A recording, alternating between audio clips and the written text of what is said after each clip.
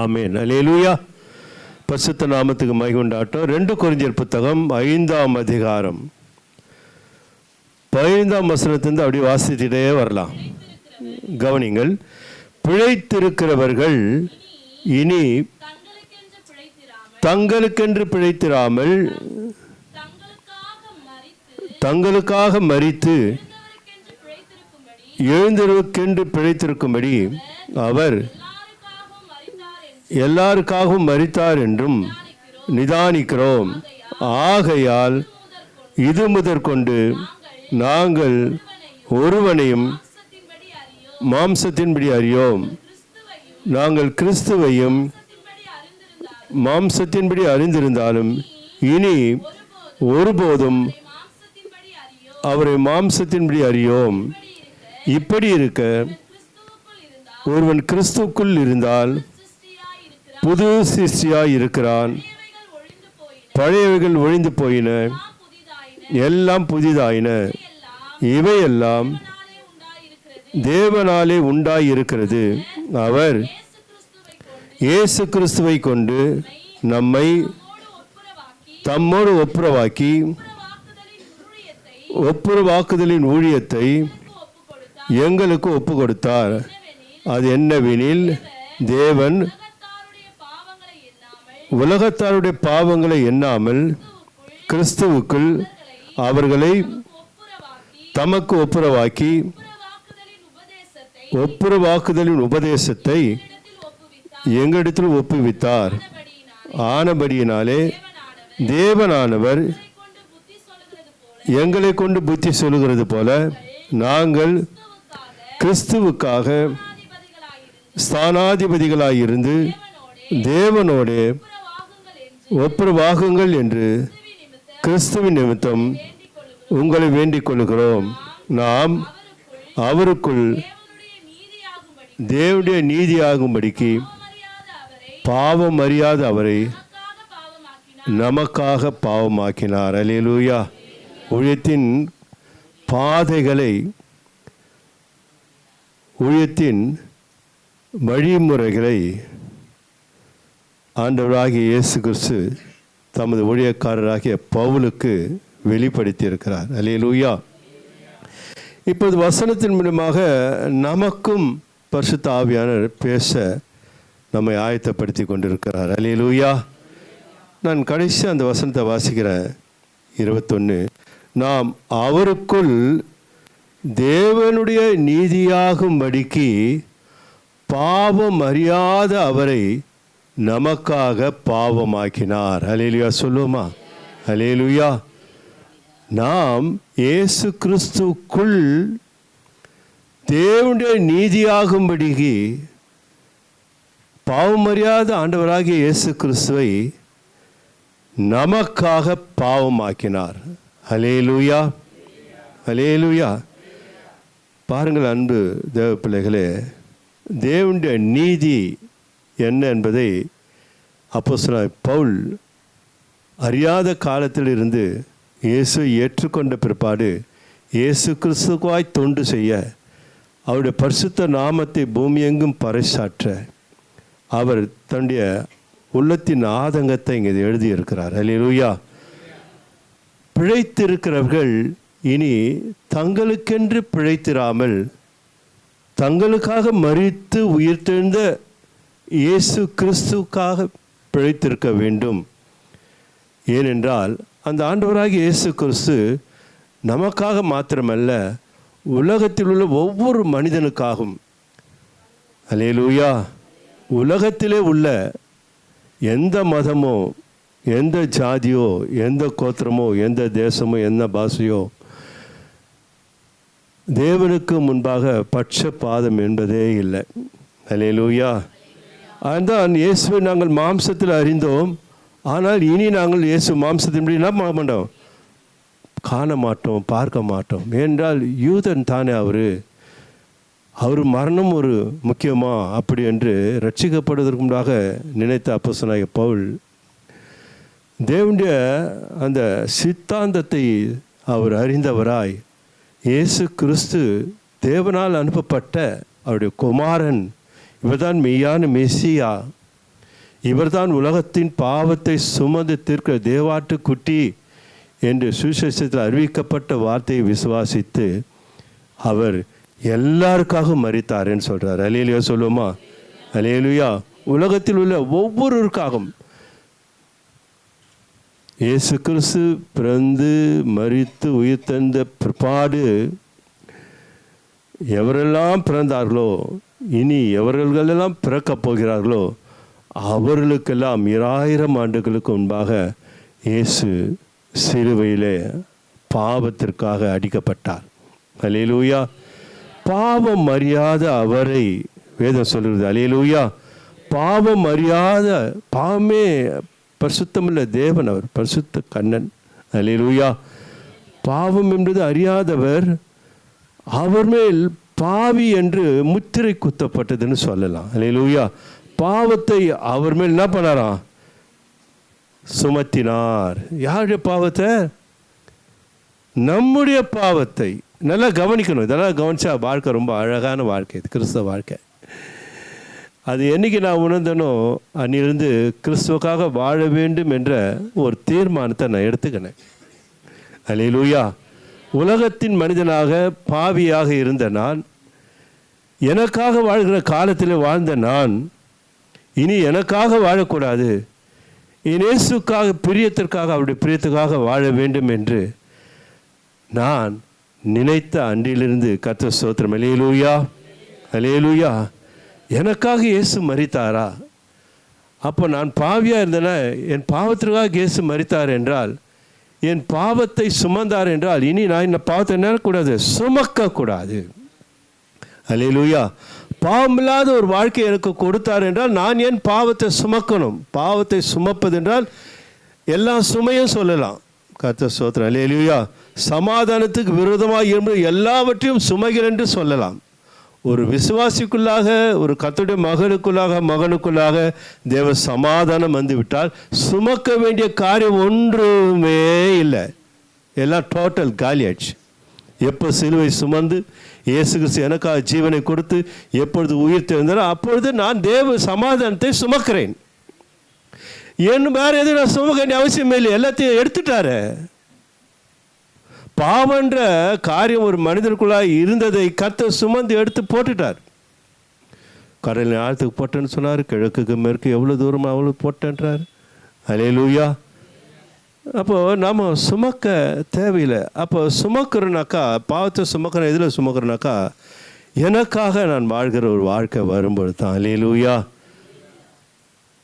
கவனிக்கணும். கர்த்தர் ஸ்தோத்திரம். அல்லேலூயா. தேவ நீதி, அதை குறித்து நான் பேசுகிறேன் கர்த்தருடைய வார்த்தையாக. கவனிங்க. 19ஆம் வசனத்தை வாசிக்கிறேன் பாருங்க. அது என்னவெனில், தேவன் உலகத்தாருடைய பாவங்களை எண்ணாமல். அல்லேலூயா.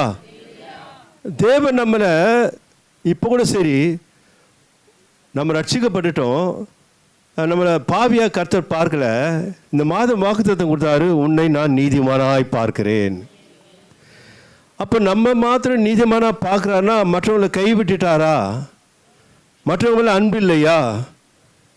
ரட்சிக்கப்படாத மக்கள் இருக்கார்களே, இயேசுவை அறியாத, இயேசு ஏற்றுக்கொள்ளாத, எந்த மதத்தை சேர்ந்திருந்தாலும் சரி, அவருக்கு மேல் தேவனுடைய அன்பு இல்லையா? இருக்குது.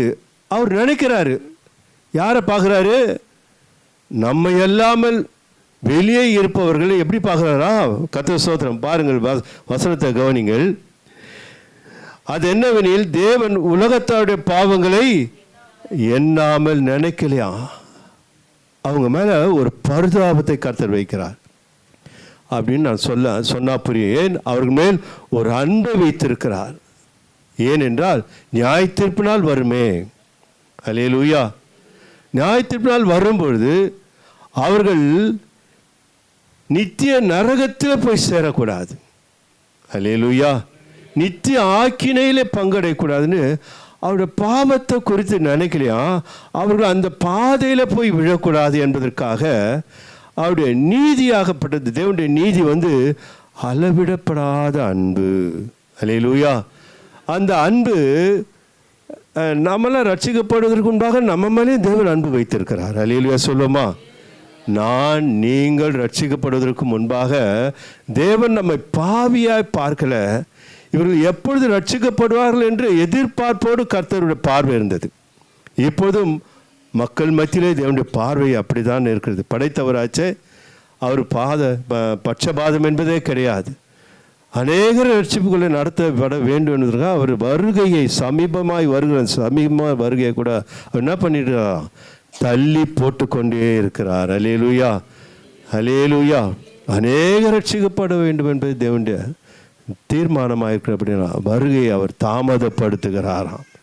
அப்போ எவ்வளோ அன்புள்ள தேவனாக இருப்பார். அந்த அன்புள்ள தேவனை நாம் பற்றி கொள்ளும் பொழுது, அவர் பிரியமாய் நம்மை பார்க்கும் பொழுது அந்த பிரியத்திற்கு சொந்தக்காரர்களாக, அல்லேலூயா சொல்லுமா, அந்த பிரியத்திற்கேற்ற பாக்கியவான்களாக, பாக்கியவதிகளாக, அந்த பிரியத்தை பாதுகாத்து கொள்கிறவர்களாக, அந்த பிரியத்துக்காக வாழ்கிறவர்களாக நம்ம யோசித்தோம் என்றால், அல்லேலூயா, அல்லேலூயா, அவருடைய நீதி, தேவனுடைய நீதி. அதான் வசனம் சொல்லுது, 21ஆம் வசனம், நாம் அவருக்குள், யாருக்குள்? இயேசு கிறிஸ்துக்குள், இயேசு கிறிஸ்துக்குள் தேவனுடைய நீதி ஆகும்படிக்கு. ஏன்னா இயேசு கிறிஸ்துக்குள் இருந்தால்தான், அல்லேலூயா, நாம் தேவனுடைய சித்தம் பூலோகத்தையும் பரலோகத்தையும் இணைப்பதற்காக தம்முடைய குமாரனை கொடுத்து நம்மை அவரோட பிதாவாகிய தேவனோடு நம்மை ஒப்புரவாக்குவதற்காக அவர் பிரியமாக இருந்தாராம். அல்லேலூயா. பூலோகத்தாரையும் பரலோகத்தையும் தம்முடைய குமாரனை அனுப்பி, தேவநீதி என்ன? ரத்தம் சிந்துதல் இல்லாமல் பாவ மன்னிப்பு இல்லை. தேவன் பல வழிகளை, பல தீர்க்கதரிசிகளை, பல ஊழியக்காரர்களை கொண்டு தேவன் ஆதாம் காலத்திலிருந்து உலகத்தை சீர்படுத்த பார்த்தார். ஆனால் உலகம் சீர்படவே இல்லை. அல்லேலூயா. முன்குறித்த நாட்கள் பிரகாரமாய், முன்குறித்த தீர்மானத்தின்படியாக தம்முடைய குமாரனை அனுப்பினார். அல்லேலூயா, அல்லேலூயா. ஏன்? எதற்காக? இந்த பூலோகத்தையும் பரலோகத்தையும் இணைக்கும்படியாக குமாரனை அனுப்பி பூலோகத்தாருடைய பாவத்தை எல்லாம் கழுவி சுத்திகரித்து அவர்களை யோசித்து பாருங்க, நம்மை, அல்லேலூயா, அல்லேலூயா, பரலோக தேவனுக்கு முன்பாக நம்மை நிறுத்தும்படியாக அவர் விரும்பினாராம். அல்லேலூயா. ஆகையினால்தான் ஒருவன் கிறிஸ்துக்குள் இருந்தால் பழையன எல்லாம் ஒழிந்து போயின, எல்லாம் புதிதாயின. அல்லேலூயா. தங்களுக்கென்று பிழைக்காமல், இதை கொஞ்சம் நம்ம யோசித்து நம்ம வாழ்ந்தோம்னா நிச்சயமாக இந்த வாழ்க்கை ரொம்ப ரொம்ப அருமையான வாழ்க்கை. அல்லேலூயா. பிழைத்திருக்கிறவர்கள் இனி தங்களுக்கென்று பிழைத்திராமல் தங்களுக்காக மரித்து எழுந்தவருக்கென்று பிழைத்திருக்கும்படி அவர் எல்லாருக்காக மரித்தார் என்று நிதானித்திருக்கிறோம். அல்லேலூயா. ஆகையினால் இப்படி இருக்க ஒரு கிறிஸ்துக்குள் இருந்தால் புது சிருஷ்டியாக இருக்கான், பழையவைகள் ஒழிந்து போயின, எல்லாம் புதிதாயின. அல்லேலூயா. பழைய வாழ்க்கை, நம்ம வாழ்க்கை நமக்கெல்லாம் தெரியும், எல்லாருக்கும் தெரியும். யாருக்கு தெரியாது? எல்லாம் அங்கே தானே வந்தோம். கர்த்தர் ஸ்தோத்திரம். கருத்து தெரிஞ்ச பிள்ளைகளை சொல்கிறேன், எல்லாரும் அங்கேருந்து தான் வந்தோம். அந்த வாழ்க்கை கொஞ்சம் பாருங்கள். ரொம்ப அந்த வாழ்க்கை பிரியப்படாத ஒரு வாழ்க்கை. அல்லேலூயா. அந்த வாழ்க்கையிலேருந்து நம்ம இப்போ எப்படி இருக்குனாக்கா, அதாவது உலகத்தில் வாழுகிறோம். இப்போ எப்படி வாழனா, கிறிஸ்துக்குள்ளே வாழுகிறோம். அல்லேலூயா. ஒருவன் கிறிஸ்துக்குள் இருந்தால், யாருக்குள்ளே இருக்கிறோம்ப்போ? சபைக்குள்ளே இருக்கிறோம். அப்படி சரீரமாக சபைக்குள்ளே இருக்கிறோம். நம்ம கிறிஸ்துக்குள்ளாக இருக்கிறோம். அல்லேலூயா. பாருங்கள், கொலோசியர் 1:20 வாசிக்கலாம்.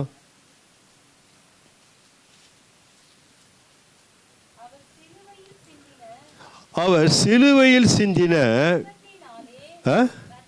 இரத்தத்தினாலே சமாதானத்தை உண்டாக்கி பூலோகத்தில் உள்ளவைகள் பரலோகத்தில் உள்ளவைகள் யாவையும் அவர் மூலமாய் தமக்கு ஒப்புரவாக்கி கொள்ளவும் அவருக்கு பிரியமாயிற்று. அல்லேலூயா சொல்லுமா. யாருக்கு பிரியமாயிற்று? பிதாவாகிய தேவனுக்கு. அதான் தேவ நீதி. நாம் கிறிஸ்துவுக்குள் தேவனுடைய நீதியாய் மாறும்படியாக அவர் தம்முடைய ஒரே பேரான பாவமறியாத அவரை பாவிகளாகிய நமக்காக அவரை பாவமாக்கினார். அல்லேலூயா. நாம் பாவிகள், நம்முடைய பாவத்தை எடுத்து கிறிஸ்துவின் மேல் வச்சுட்டாரு. அப்படி நீதியை எடுத்து நமக்கு வஸ்திரமாக கொடுத்துட்டார். அல்லேலூயா சொல்லுமா? அல்லேலூயா. பாவிகள் நாம், தகுதியற்றவர்கள் நாம், எதுக்கும் அருகதை அல்லாதவர்கள். ஆனால் தேவனுடைய அன்பு இருக்குது பாருங்க. நரகாக்கினைக்கு போகக்கூடாது என்ற அந்த தேவ நீதி செயல்படுது பாருங்க. தேவ ஒரு சித்தத்தை வைக்கிறார், ஒரு திட்டத்தை வைக்கிறார். இவர்களை எப்படி மீட்பது என்று அந்த தேவ நீதியாகப்பட்டு சிந்திக்க வைக்கிறது. ஆதாம் காலத்தில் சொல்லப்பட்ட வார்த்தையாக அவர் உன் தலையை,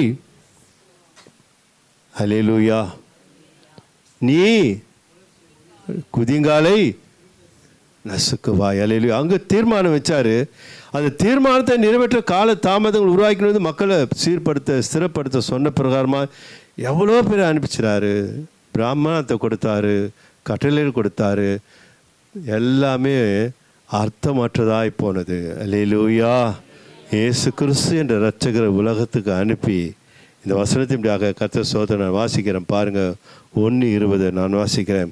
அவர் சிலுவையில் சிந்தின ரத்தத்தினாலே, அல்லேலூயா. ஏன்னா ரத்தம் சிந்துதல் இல்லாமல் பாவ மன்னிப்பு இல்லை. அந்த பாவ மன்னிப்பை பெற்றுக்கொள்வது தேவ நீதி செயல்படுகிறது. என்னதுன்னா தன்னுடைய குமாரனை அனுப்புகிறார். அதான் தேவ நீதி. நமக்காக, நாம் நரகாக்கினைக்கு போகக்கூடாது என்பதற்காக, நாம் பாவிகளாக இங்கே உலகத்திலே வாழ்ந்து பரிதபிக்கக்கூடாது என்பதற்காக, நாம் பாவத்தை சுமந்து, வேதனைகளை சுமந்து, கவலைகளை சுமந்து, சஞ்சலத்தை சுமந்து, வருத்தத்தை சுமந்து சுமந்து சுமந்து சுமந்து பாவத்தினால் ஏற்படுகிற சுமைகள் தான் இவைகள். சமாதானம் இல்லாத வாழ்க்கை. சமாதான பிரபு நமக்கு கிடைக்க பெற்றார். அல்லேலூயா சொல்லுமா? அல்லேலூயா. அப்போ நம்ம வருத்தத்தை சுமக்க வேண்டியதே இல்லையே.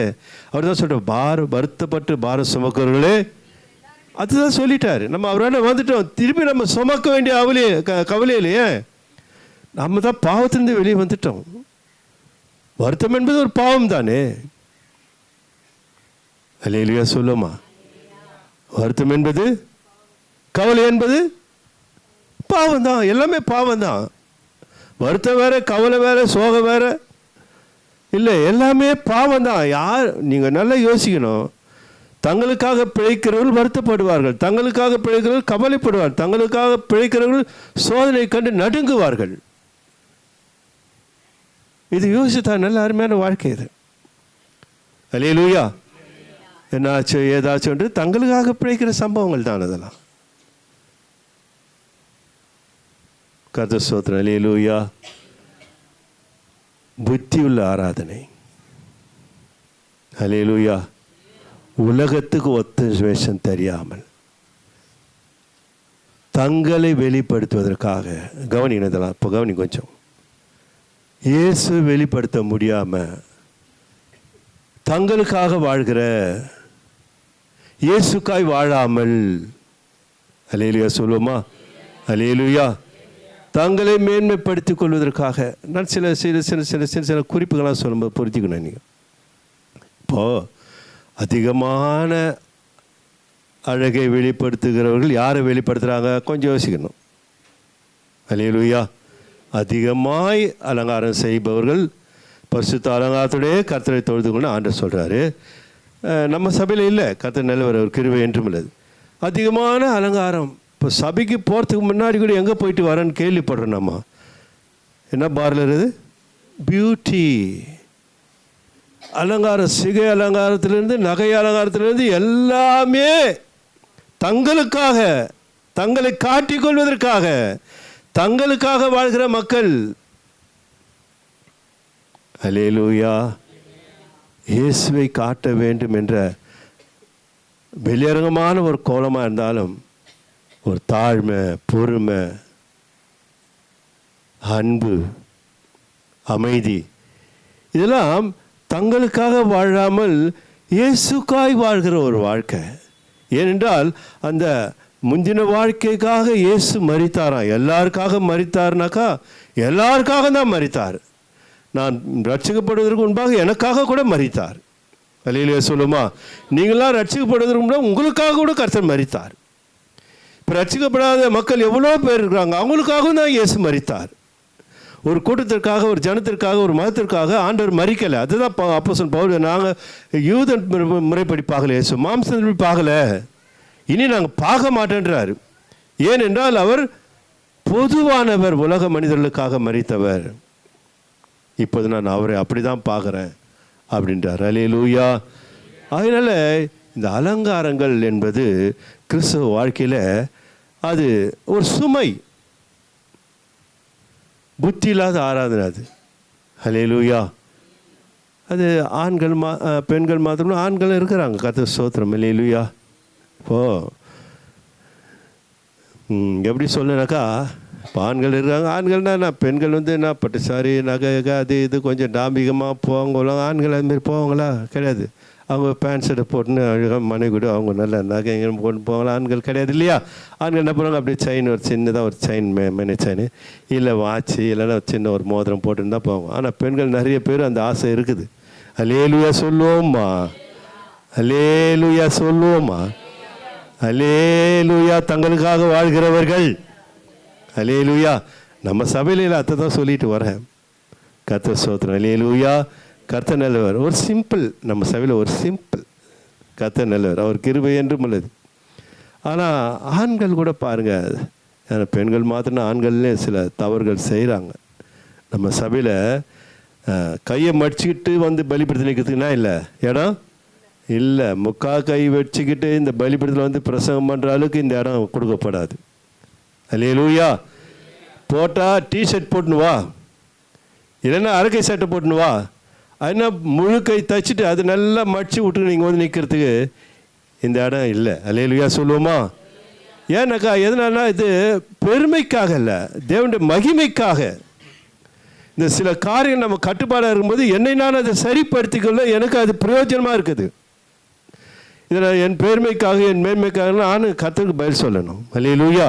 இந்த சிறிய சிறிய காரியங்களை கவனம் இருந்தால் மற்ற காரியங்களை எல்லோரும் சபையார் சீர்படுத்திக்குவாங்க. பாருங்கள், முடி நீளமாக இருக்குது, குட்டையாக இருக்குது, இல்லை அது ஷார்ட்டாக இருக்குது, அதெல்லாம் மீசை வச்சு நிற்கிறாங்க, மீசை எடுக்கல, அதெல்லாம் கர்த்தர் அதை பற்றியெல்லாம் நினைக்கல. அல்லேலூயா சொல்லுவோமா. நீளமாக முடி வச்சுன்னு வந்து நிற்கிறாங்க, ஷார்ட்டாக முடி வச்சுன்னு வந்து நிற்கிறாங்க, அதுக்கெல்லாம் அனுமதி இருக்குது சபைக்கு. கர்த்தர் அதை நடத்துகிறாரு. ஆனால் எக்ஸ்ட்ரா ஃபிட்டிங் வருது பாரு, அங்கே தான் கொஞ்சம் தேவனுடைய வார்த்தைக்கு விரோதமாய் செயல்படுகிறவர்கள் நாம் பார்க்குறோம். அல்லேலூயா. இப்போ கர்த்தர் ஸ்தோத்திரம்.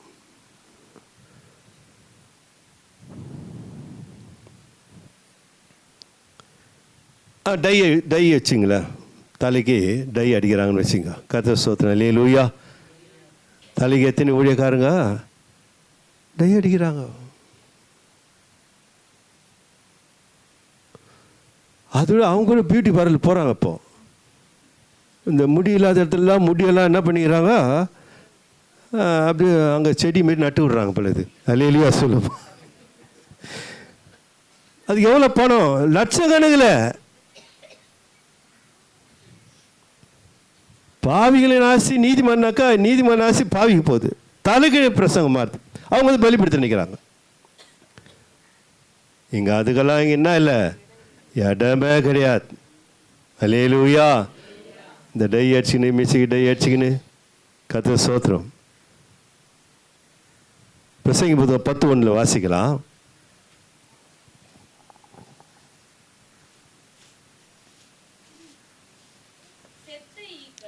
செத்த ஈக்கள் தைலக்காரனுடைய பரிமள தைலத்தை நாரி கெட்டு போக பண்ணும். ஞானத்திலும் கனத்திலும் பேர் பெற்றவனை சொற்ப ஆசை. அல்லேலூயா சொல்லுமா. சொற்ப மதியினம், சொற்ப ஆசை அப்படியே செய்யுமா. எப்படி செய்யும், எப்படி செய்யும்?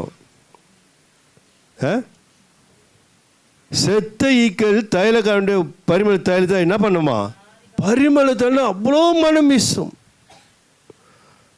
அந்த செத்த ஈ அப்படியாப்பட்ட பரிமள தைலத்தை என்ன பண்ணிடுதான், மாற்றி விடுகிறது, நாற்றம் அடிக்க வைக்கிறது. அதை போல ஊழியக்காரர்களுக்கு கர்த்தர் ஸ்தோத்திரம் ஞானம் இருக்கும், அவர்களுக்கு கனத்தை கர்த்தர் கொடுத்திருப்பார். அப்படிப்பட்டவர்கள் சொற்ப மதியினமும் அப்படியே செய்யுமா.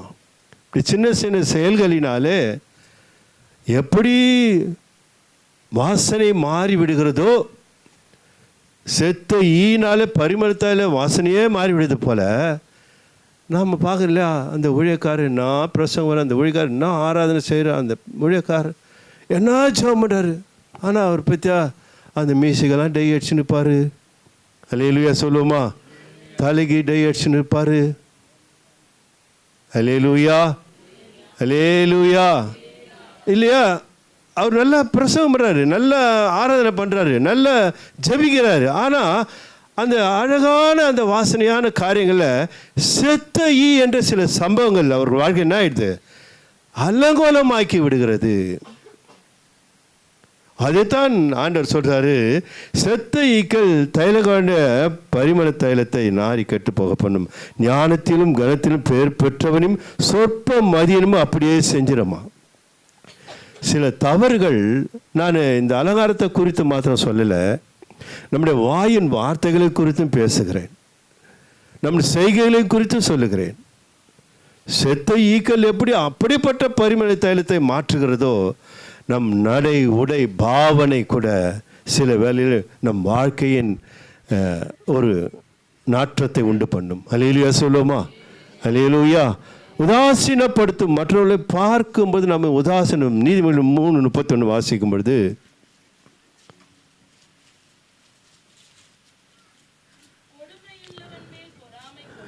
கொடுமையுள்ளவன் மேல் பொறாமை கொள்ளாதே. ஆமென். அல்லேலூயா சொல்லுவோமா. கொடுமையுள்ளவன் மேல் பொறாமை கொள்ளாது. பாரு, அவங்க மாத்திரம் பாரு, பா ஒரு ஸ்டைல் எடுத்துக்கன்னு வச்சுங்க. இப்போ நான் எப்படின்னாக்கா, ரட்சிக்கப்படுவதற்கு முன்பாக நான் புல்கை தச்சா கூடதுக்கு புல்கை போடுறதே கிடையாது. ரட்சிக்கப்படுவதற்கு முன்பாக எல்லாரும் 3 மடிப்பு மடிப்பாங்கன்னா, நான் இதுக்கு மேலே இன்னொரு மடிப்பு மடிப்பேன். இதுக்கு மேலே ஒரு இது அப்படி வரும், கட்டாக இருக்குன்னு கையில் வாட்சி கட்டிக்கிட்டு அப்படி போனேன். கர்த்தரை வார்த்தை பலிபடுத்த சொல்கிறேன், என்னைக்கு ரட்சிக்கப்பட்டேனோ, அல்லேலூயா, என்னைக்கு ஆண்டவர் ஏற்றுக்கொண்டனோ அன்றிலேருந்து இன்று வரைக்கும் முழு சட்டை போட்டால் மடித்ததே கிடையாது. மடிக்க மாட்டேன். ஒன்று ஆப்ஸ்லாக் போட்டுவேன், இல்லை டிஷர்ட் போடுவேன், இல்லை பனியன் போடுவேன். ஆனால் புல்கைன்னு தச்சுட்டு அதை மடித்து போட்டது இது வரைக்கும் ரட்சிக்கப்பட்டது நாளிலேருந்து வெளியே போனாலும் சரி, வீட்டில் இருந்தாலும் சரி, கையை மடித்து விட்ட அனுபவம் அங்கே ஆரம்பிச்சுனா இங்கே எங்கே கொண்டு வந்து நிறுத்திடும். அல்லேலூயா சொல்லுவோமா. அல்லேலூயா. அது அப்போவே நான் தெரிந்து கொண்டேன். அப்போவே தேவனுடைய ஒழுங்குகளை நான் தெரிந்து கொண்டேன். இப்படி இருக்கணும், தேவன் முன்பாக நிற்கணும் என்று கர்த்தர் நல்லவர். அல்லேலூயா. அதனால் அன்பான தேவன் பிள்ளை, நான் பேச்சிலும் சரி, என்னுடைய எல்லா சூழ்நிலையிலும் முற்றிலுமே மாற்றிக்கொண்டேன். ஒரு சின்ன சம்பவம் கூட நம்ம கோபம் மற்றதில் பேசணும்னாக்கா அது செத்தையே போல. அல்லேலூயா சொல்லுவோமா. அல்லேலூயா. ஒரு முரட்டாட்டமான ஒரு காரியத்தை செய்தோம்னா செத்தையே போல எல்லாமே இருக்கும். அங்கே ஏதாவது ஒரு காரியத்தை நம்ம வழுவி போகும்படியாக செய்துவிடும். அல்லேலூயா. பாரு, நிறைய பேர் நம்ம கேள்விப்படுறோம், என்னை குறித்து என்னமோ தெரியாது, கர்த்தர் ஸ்தோத்திரம், அதில் கர்த்தரை நான் துதிக்கிறேன், கர்த்தரை மகிமைப்படுத்துகிறேன். அல்லேலூயா. மறைமுகமாக பேசலாம், ஆனாக்கா எனக்கு தேவனுக்கு முன்பாக நிற்க எனக்கு ஆசை அதிகம். கர்த்தர் ஸ்தோத்திரம். அல்லேலூயா. அதனால் அன்பான தேவனுடைய பிள்ளைகள் 3:31 சொல்லுது, 31 கொடுமையின் மேல் பொறாமை கொள்ளாதே, அவனுடைய வழிகளில் ஒன்றையும் நாள் பண்ணத தெரிந்து கொள்ளாத. உலகத்தான் எப்படி வேணாலும் வேஷம் போடுவான், உலகத்தை எப்படி வேணாலும் வேஷம் தரிப்பான். அதான் உலகத்திற்கு ஒத்த வேஷம் தெரியாமல். அல்லேலூயா. நம்ம அங்கேருந்து வேறு பிரிக்கப்பட்டவர்கள். நம்ம உடையாகட்டும், நம்முடைய அலங்காரங்கள் ஆகட்டும், நம்முடைய பேச்சாகட்டும், நம்முடைய நடைமுறைகள் ஆகட்டும், நம்முடைய பழக்கங்கள் ஆகட்டும், எல்லாவற்றிலும் கர்த்தர் ஸ்தோத்திரம். அல்லேலூயா. பாருங்கள், சும்மா சிம்பிளாக சொல்கிறேன், நான் ஏற்கனவே சொல்லியிருப்பேன். இப்போ வீட்டில் இருக்கிறாங்க பிள்ளைகள், பெண் பிள்ளை என்ன போடுறாங்க வீட்டில் இருக்கும்போது? என்னம்மா? நைட்டி. அல்லேலூயா சொல்லுமா. அந்த வீட்டு வாசல் வரைக்கும் தான் அந்த நைட்டி. ஆனால் சில பேர் நைட்டியோடு மார்க்கெட் அளவுக்கு போகிறாங்க. உலகத்தார் எவ்வளவு கொடுமை இல்லை இதெல்லாம். எப்படி முடியுது? எது வரைக்கும் போகிறாங்க? மேலே ஒரு டவுல் கூட இருக்காது. அப்படி கொஞ்சம் புத்தி தெரிஞ்சு கொஞ்சம் மேலே டவுல் போட்டு போவாங்க. அது அழகாது. அல்லேலூயா, அல்லேலூயா. அதனால் இதெல்லாம் யோசிக்கணும். இன்னும் கேட்டால், இன்னும் சொல்லப்போனால் கர்த்தர் அறிவார், பரிசுத்த சாட்சியாக சொல்கிறேன், லுங்கி கட்டுவேன் இன்னும் மடிச்சு கட்டுறது கூட கிடையாது. தேவன் அறிவார். வீட்டில் இருக்கிற மகளுக்கெல்லாம் தெரியும், பிரியாக்கெல்லாம் தெரியும். மடிச்சு நான் ஒரு நாளும் கட்டுறது கிடையாது. எப்போ ரட்சிக்கப்பட்ட சில ஒழுங்குகளை நான் ஏற்படுத்தி கொண்டபடினா அந்த ஒழுங்குகள் என்ன சில காரியங்களை அப்படியே நடத்திக்கிட்டே போயிடுச்சு. வெளியே லுங்கி கட்டின்னு போனதும் நிறைய கிடையவே கிடையாது. நிறையனாக்கா கிடையாது அப்படின்னு கூட சொல்லலாம். வீட்டை வெளியே போட்டால் ஃபேண்ட்டு போடுவேன். ஆனால் வீட்டில் கூட லிங்கியை மடித்து கட்டுறதா இது வரைக்கும் சரித்திரம் கிடையாது. அல்லேலூயா. நல்லா மடித்து கட்டின்னு வெளியே போவோம். அந்த காலத்தில் நாங்கள் வெளியே வியாபாரத்துக்கெல்லாம் போகும்போது எப்போ ஆண்டவர் ஏற்றுக்கொண்டேனோ அங்கேயும் ஒழுங்கு, என் வஸ்திரங்களை ஒழுங்காக கடைப்பிடித்தேன், என் பேச்சில் ஒழுங்காக கடைப்பிடித்தேன், எல்லாவற்றையும் மனதை மறுரூபமாக்கி கொண்டேன். அல்லேலூயா சொல்லுவோமா? அதுதான் பழைய நிலம் ஒழிந்தன எல்லாம் போய் தானே. எனக்கென்று வாழாமல் யாருக்காக வாழ நான் பிரயாசப்படுறேன்? இயேசு கிறிஸ்துக்காக. ஏன் இயேசு கிறிஸ்து காட்டணும், எப்படியாவது எந்த வகையிலாவது காட்டணும். ஏன் நான் மடிச்சு விட்டுன்னு போகலாம், நல்லா தூக்கி கட்டின்னு போகலாம். என்ன யாருக்காக போகிறது? ஒன்றும் கிடையாது. இது பாரா ஊழியக்கார போகிறா, இது பாரா ரட்சிக்கப்பட்டவங்க போகிறாங்க பாரா, எப்படி போகிறாங்க பாரா அப்படின்னா தேவனுடைய நாம தூஷிக்கப்படுமா இல்லையா? அல்லேலூயா. அங்கே கூட இடம் கொடுக்கக்கூடாது. அப்போ அந்த சிறிய இடத்துல கவனம் இருக்கிறனாக்கா இன்னொன்று எந்த இடத்துல கவனத்தை செலுத்துவேன், அதற்குத்தான் அதை நான் பயன்படுத்தி கொண்டுருவேன் திருச்சபையிலே. தவிர எனக்கு பெருமையோ ஒன்றுமே கிடையாது. கர்த்தருடைய ஊழியத்திற்கு மேன்மைக்காக சில காரியங்களை நான் சபையில் திட்டத்தை கர்த்தருடைய கிருபையினால் வகுத்து கொண்டு இருக்கிறேன். அல்லேலூயா. அதனால் ஜாக்கிரதையாக கர்த்தருடைய மகனே, கர்த்தர் உங்களை ஆசீர்வதிப்பாராக. மாத்திரமல்ல, நான் மறுவோம் 12ஆம் அதிகாரம் 12ஆம் அதிகாரம் அதான் அப்போஸ்தலன் பவுல் எழுதுறார். 6ஆம் வசனத்தை வாசிக்கலாம், 5ஆம் வசனத்தை வாசிக்கலாம். இப்படிப்பட்டவனை குறித்து மேன்மை பாராட்டுவேன், ஆனாலும்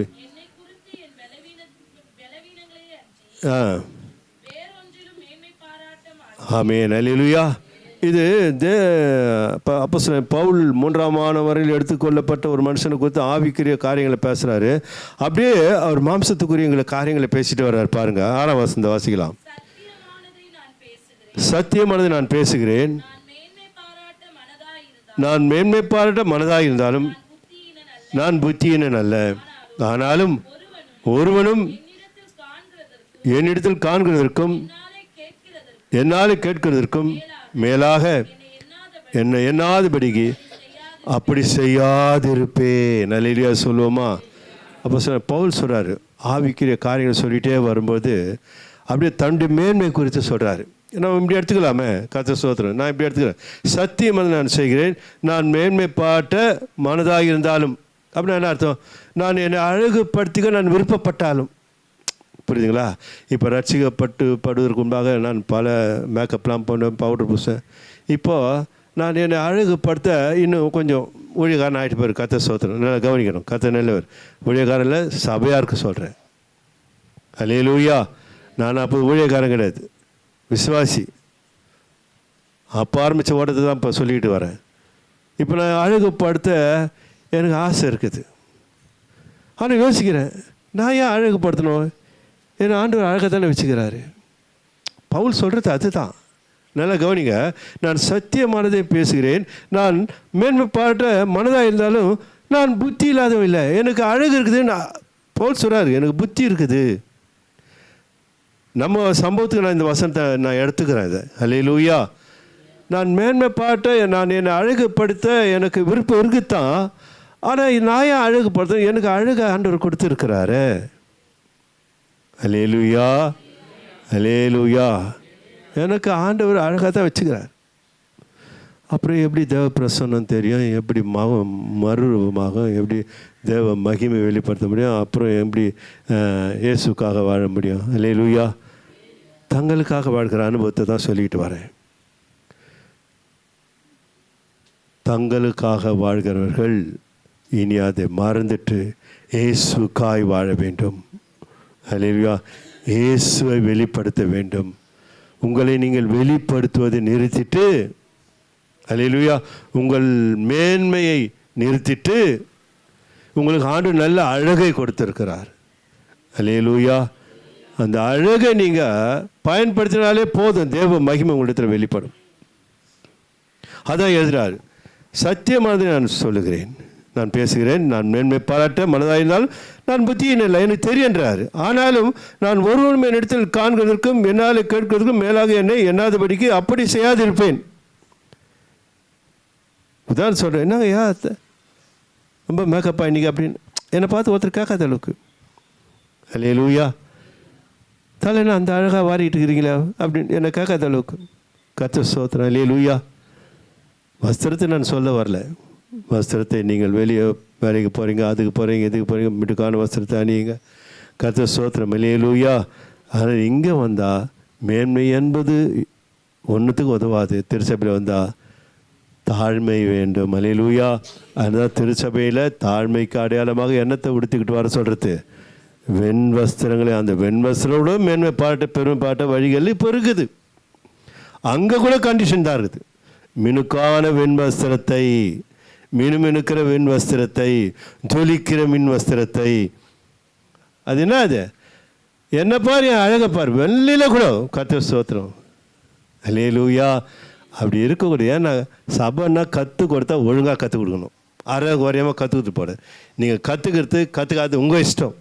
சொல்ல வேண்டிய கடமை கற்றுடைய கிருபினாலும் உங்களோட பேசி கொண்டிருக்கேன். நீங்கள் அதில் கலராக இல்லை வந்துடலாம். அப்படி யாருன்னா நீங்கள் வெள்ளாடியில் ஏதாவது அப்படி இருந்தால் டாட்டு ரிங்கு எதனா இருந்தால் என்கிட்ட சொல்லுங்கள். நான் கண்டிப்பாக அடுத்த வாரம் நான் வெண் வஸ்திரத்தை எடுத்து உங்களுக்கு கொடுக்க ஆயத்தமாக இருக்கிறேன். அல்லேலூயா. விசுவாசத்தை மாத்திரம் சொல்லி கொடுத்தா அப்போதான், கிரியிலும் சபை இருக்கணும். அல்லேலூயா சொல்லுவோமா? அல்லேலூயா. அதனால் மாற்றம் உங்களுக்கு சொன்னீங்கன்னா, பாஸ்டர் அம்மாவோட சொன்னீங்கன்னாக்கா கர்த்தர் நிலவர் அதற்கான ஆயத்தங்களை சபை செய்யும். அதுதான் சொல்கிறாரு, என்னை ஒருத்தரும் கேட்காதபடிக்கு நான் அப்படி செய்யாது இருக்கிறது நல்லதுன்றார். என்னை ஒருத்தன் கேள்வி கேட்கக்கூடாது. அல்லேலூயா. இப்போது ஒன்றும் இல்லை, இப்போ நான் வீட்டில் இருக்கிறேன். வீட்டில் வரும்போது ஒரு வாரம் 2 நாள் இருந்தால் சேவிங்க பண்ண மாட்டேன். கர்த்தர் ஸ்தோத்திரம். அல்லேலூயா. நான் எங்கே போகிறேன் சேவிங் ஊழியத்துக்கு வெளியில் போனால் சேவிங் பண்ணுவேன். இப்போ இதை முடி நரச முடியாது தான் வீட்டில் என்ன பண்ணுவேன்? டை அடிப்பேனா? வீட்டில் இருக்கிற டை அடிக்க மாட்டேன். அப்போ யாராவது வந்துட்டாங்கன்னா, என்ன அது ஐயா தலை வெள்ளையாகுது, வெளியே வந்தால் கருப்பாகுத, என்னை கேள்விக்காக ஆரம்பிச்சிடுவாங்க இல்லையா? என்னங்க ஐயா உங்கள் முடி வெள்ளையாகுது கருப்புன்னு நினச்சேன். என்னை ஒருத்தர் கேள்வி கேட்காதபடி. அல்லேலூயா சொல்லுவோமா? அல்லேலூயா. நம்மளை ஒருத்தர் கேள்வி கேட்கக்கூடாது. அதான் பவுல் சொல்கிறார், எனக்கு அழகுப்படுத்த முடியுது, ஆனாக்கா ஏன் கர்த்தர் எனக்கு அழகை கொடுத்துருக்கிறாரு. ஒரிஜினல் நான் நீட்டாக முடி வச்சுக்கணும், கம்மியாக வடிச்சுக்கணும். ஆனால் அந்த முடியின் மேலே நான் கவனத்தை வச்சு என்ன சொல்கிற ஆண்டு என்ன சொல்கிறாரு? உன் தலைமறி வெண்மையாக்கும் கருப்பாகும் உன்னால் கூடாதுன்றாரு. எங்களால் முடியும்னாக்கா அப்படிதாண்ட வார்த்தைக்கு விரோதம் தானே அது. அல்லேலூயா. செத்தை பரிமள தைலத்தை நார பண்ணும். நல்ல கனமுள்ள நல்ல ஞானமுள்ள அவருடைய வாழ்க்கையில் சில சம்பவங்கள் இப்படி இருக்குது. இப்படி வந்து அவங்கள என்ன பண்ணணுனாக்கா நார வச்சிடுது. சாக்கிரதார். அல்லேலூயா. அதான் பழையனை ஒழிந்து பண்ண நம்ம அப்போ இருக்கும்போது எப்படி செஞ்சிட்டோம். இங்கே ஆண்டுக்குள்ளே வந்துட்டோம். இங்கே வந்து அதிசயம் தான். அப்புறம் என்ன இருக்குது? ஒன்றும் இல்லையா? தங்களுக்காக வாழ்கிறவர்கள். அப்போ தேவ நீதி பலிக்குமா? கர்த்தர் ஸ்தோத்திரம். அல்லேலூயா. கிறிஸ்துக்குள் வாழ்கிறார்களா? இல்லை, அவங்க உலகத்தில் வாழ்கிறார்கள். அதான் சொல்கிறாரு, கிறிஸ்துக்குள் தேவனுடைய நீதி ஆகும்படி பாவமறியாத அவரை நமக்காக பாவமாக்கினார். அல்லேலூயா. ஆனால் அன்பான தேவனுடைய பிள்ளைகளே கவனமாக இருக்கணும். அல்லேலூயா.